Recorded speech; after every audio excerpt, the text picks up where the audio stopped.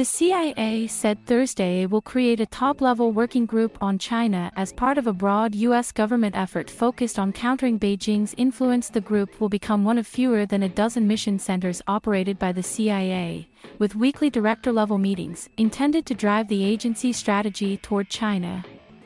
The CIA also announced that it would ramp up efforts to recruit Chinese speakers and create another mission center focusing on emerging technologies and global issues such as climate change and global health. President Joe Biden's administration has called out what it sees as Chinese aggression on a range of security and economic issues, while also seeking common ground on issues like climate change and a nuclear-armed North Korea. Top administration officials have repeatedly signaled a shift of resources toward great power competition with China while maintaining a focus on counterterrorism. China is an especially difficult challenge for the U.S. intelligence community given the insularity of its Communist Party leadership, its large military and security services, and its development in advanced technologies that can counter spying. In a statement Thursday, CIA Director William Burns called the Chinese government the most important geopolitical threat we face in the 21st century. Throughout our history, CIA has stepped up to meet whatever challenges come our way, Burns said.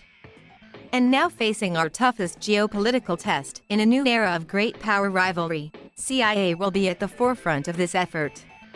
As part of an agency reorganization, the CIA will fold mission centers on Iran and North Korea into existing groups, covering each country's respective region. Both country-specific mission centers were created during President Donald Trump's administration. The CIA will also try to address the delays in recruiting through the often onerous process of completing background checks and security clearances, with a goal of reducing processing times to an average of 6 months. And it will designate a chief technology officer for the first time as part of a broader effort to implement advanced computing methods. Washington has publicly accused Beijing of failing to cooperate with efforts to understand the origins of COVID-19 and abetting criminal hackers targeting critical U.S. infrastructure. China has in response accused the U.S. of wrongly scapegoating Beijing and pointed to previous U.S. intelligence failures, as well as the collapse of the American-backed government in Afghanistan. But both countries are also the two world's largest economies and preeminent military and political powers.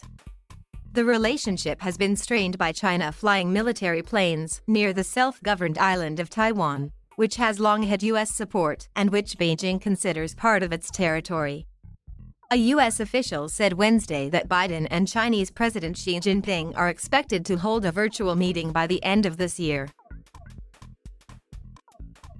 The U.S. shift toward great power competition comes amid the fall of Kabul to the Taliban following the American military withdrawal from Afghanistan. The withdrawal resulted in the loss of key intelligence resources in Afghanistan. Intelligence officials have assessed that al-Qaeda remains closely linked to the Taliban and could regain the capability to strike the U.S. within as little as 1 to 2 years.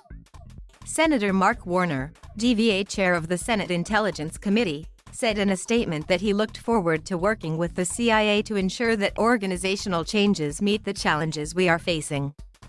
The strategic threat environment has been changing, and the intelligence community needs to adapt to meet that new environment, Warner said. Senator Marco Rubio, the Intelligence Committee's top Republican, welcomed the announcement of the new China group.